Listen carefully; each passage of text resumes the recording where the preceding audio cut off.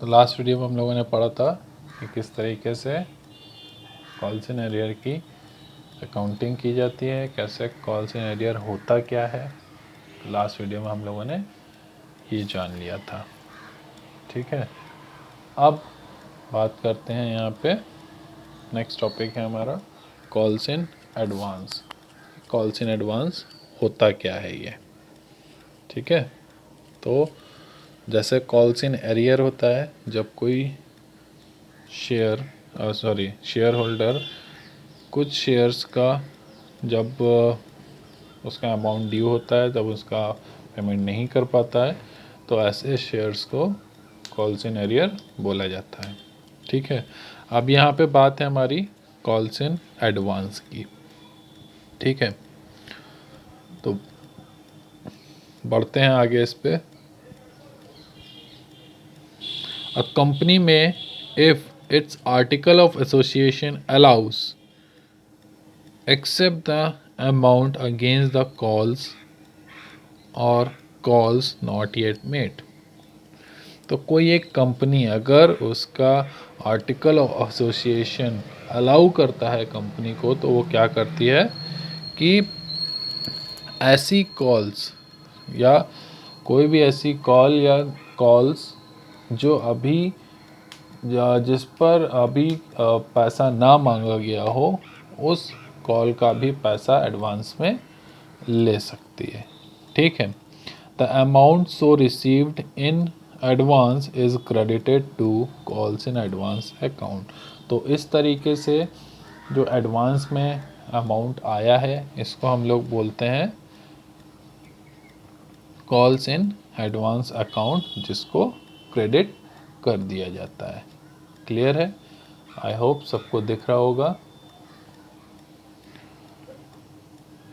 As discussed earlier, it may also happen in case of partial और pro rata allotment। तो pro rata भी हम लोग समझ चुके हैं, pro rata क्या है, partial क्या है, वो भी समझ चुके हैं।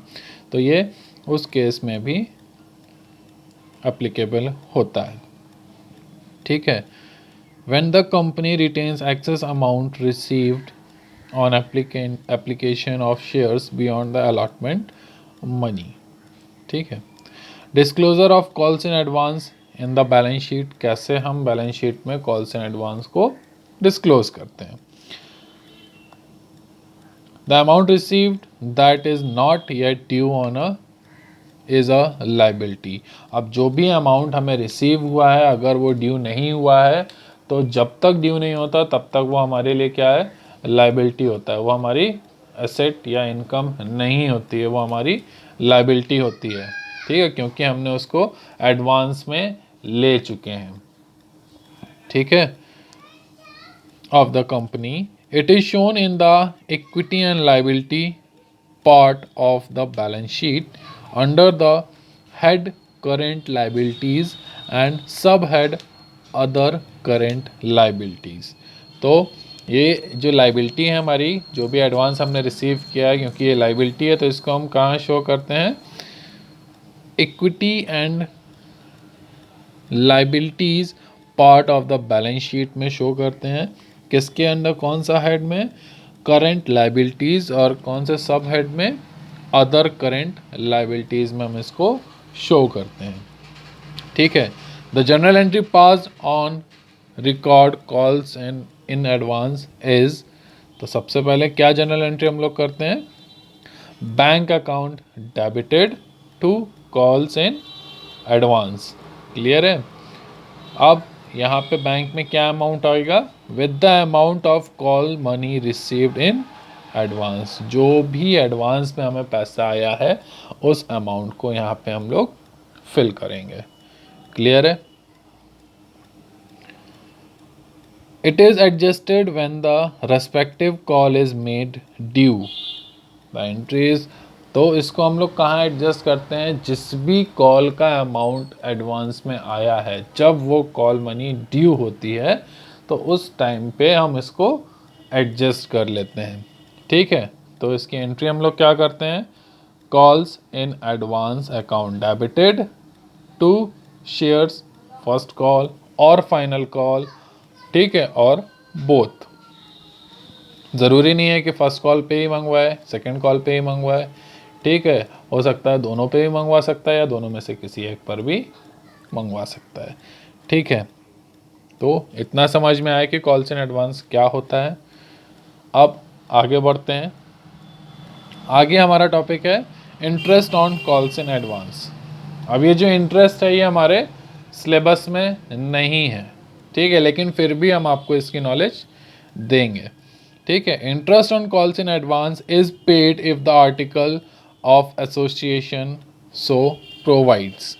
अगर आर्टिकल ऑफ एसोसिएशन प्रोवाइड कर रहा है तो जो भी इंटरेस्ट है वो कॉल्स इन एडवांस पे किया जाएगा, ठीक है। अब किस रेट से इंटरेस्ट पे किया जाएगा, तो इसके लिए क्या है, जो आर्टिकल ऑफ एसोसिएशन है अगर वो साइलेंट रहता है और किसी भी और it does not have clause to this effect, अगर वो साइलेंट है और उसमें किसी कोई भी तरीके ऐसे क्लॉज नहीं लिखा गया है जो कि इंटरेस्ट से रिलेटेड होता है, ठीक है, तो provisions of Table F of the Companies Act 2013 apply and the company is liable to pay interest on calls in advance not exceed then at the rate 12% per annum, ठीक है। अगर किसी भी तरीके का डिस्क्लोज़र नहीं है कि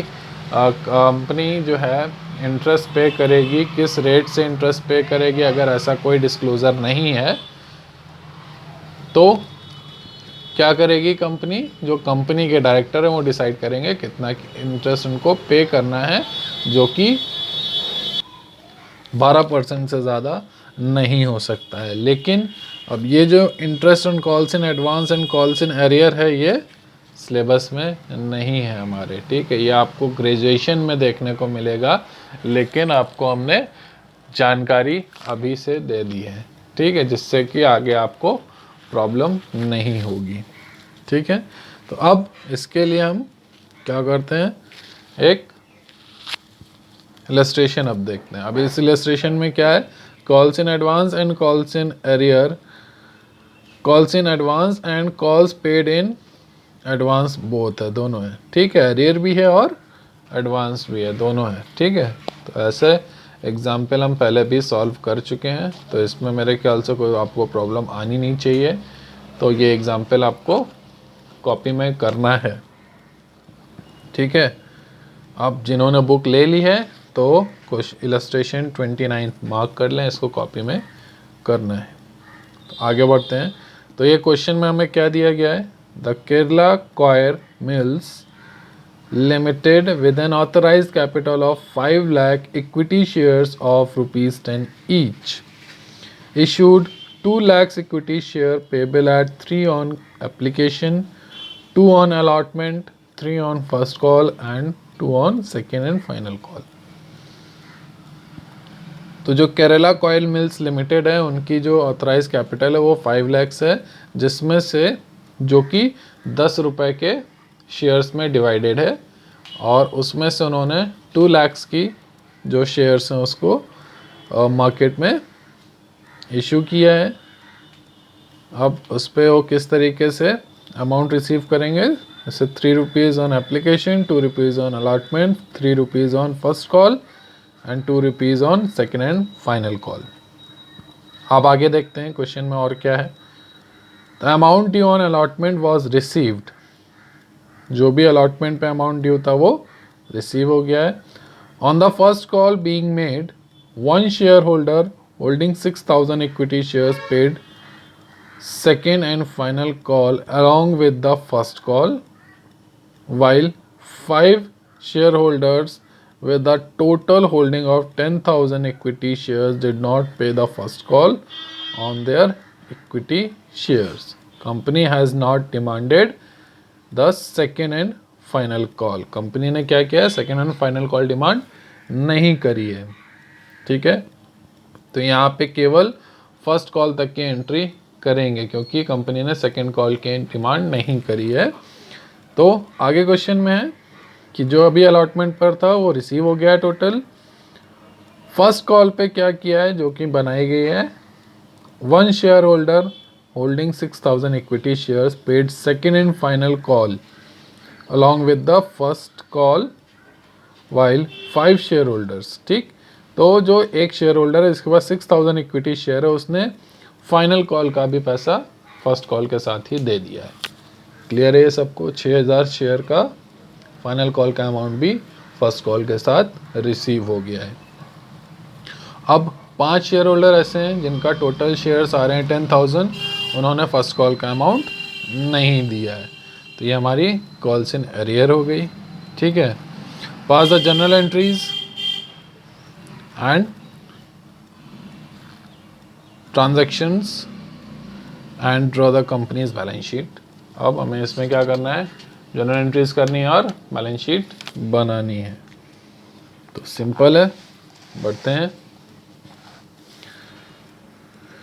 तो सबसे पहले कितना शेयर्स इशू किया, 2 लाख शेयर्स इशू किए, ठीक है।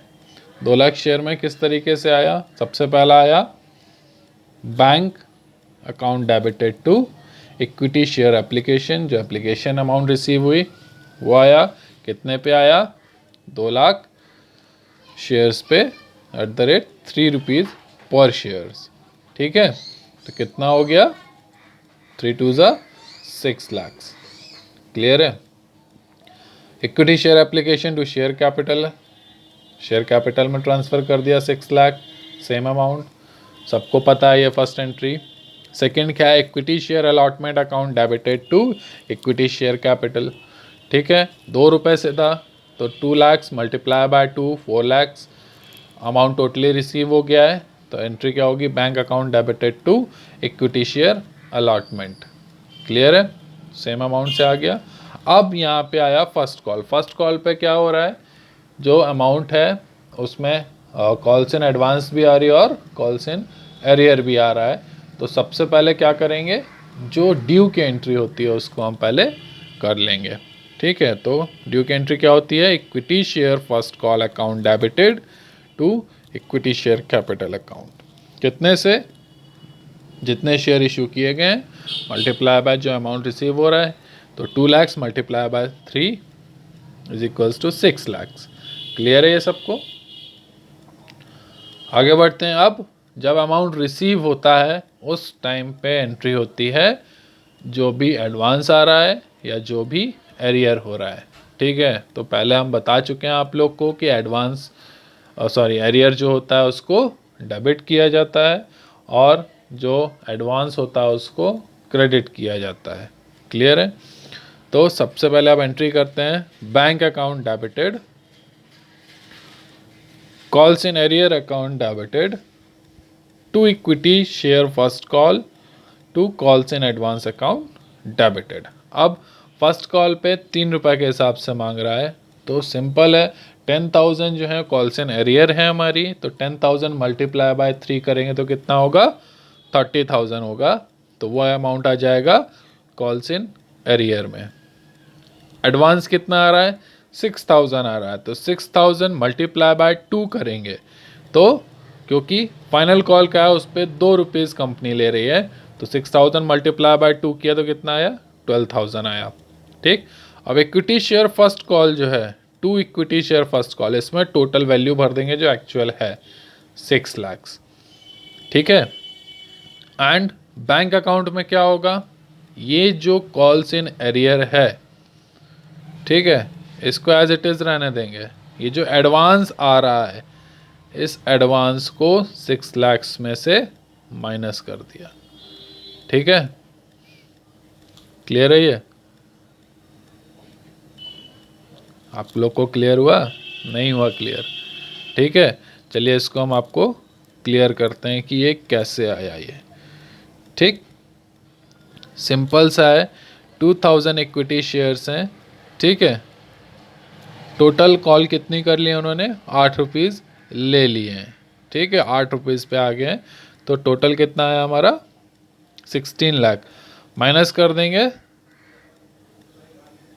ठीक है। तो अब इसमें क्या किया है, इसमें जो इक्विटी शेयर फर्स्ट कॉल है वो कितना हो गया, 6 लाख आ गया, टू कॉल्स इन एडवांस कितना है, 12 लाख आ गया। अब इन दोनों का टोटल करेंगे कितना आएगा, 6,12,000 आएगा। ठीक है, इस 6,12,000 में से ये 30,000 लेस कर देंगे हम।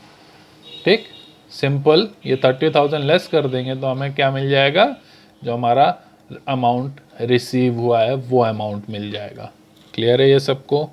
तो क्या करना है, जो अमाउंट से हम ड्यू कर रहे हैं फर्स्ट कॉल, उस अमाउंट में एडवांस अमाउंट ऐड करेंगे और माइनस कर देंगे जो हमारा कॉल्स इन एरियर है वो। तो हमें क्या मिल जाएगा, जो बैंक के लिए जो हमें अमाउंट रिसीव हुआ है वो हमें मिल जाएगा। क्लियर है?